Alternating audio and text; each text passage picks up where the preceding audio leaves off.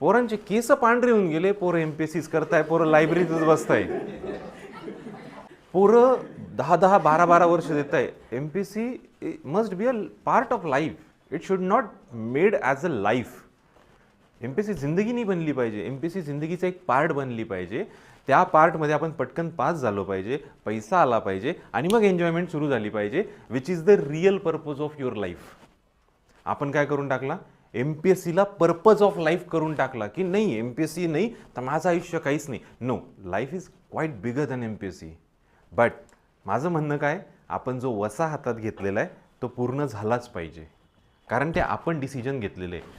तुम्ही जेव्हा 12वीला गेले होते तेव्हा तुम्ही 12वीला जाताना जो क्लास निवडला, जी फील्ड निवडली, ती तुमच्या आईवडिलांच्या इन्फ्लुएन्समध्ये निवडली गेलेली होती. मात्र एमपीएससीचा डिसिजन तुम्ही स्वतः घेतलेला आहे. कदाचित हा तुमच्या आयुष्यातला पहिला डिसिजन आहे बॉयफ्रेंड करणं सोडून किंवा गर्लफ्रेंड करणं सोडून. मग गर्लफ्रेंड बॉयफ्रेंड करणं सोडून तुम्ही जो विधायक दृष्टिकोन अवलंबलेला आहे तो हा पहिला दृष्टिकोन आहे, की मला एमपीएससी करायचं आहे, मला स्वतःसाठी काहीतरी करायचं आहे, एक बिगर फ्युचर करायचं आहे. मग जर तो तुम्ही प्रॅक्टिकली पॉसिबल नसेल करू शकत तर हा तुमच्या सेल्फ कॉन्फिडन्सवर झालेला घात आहे.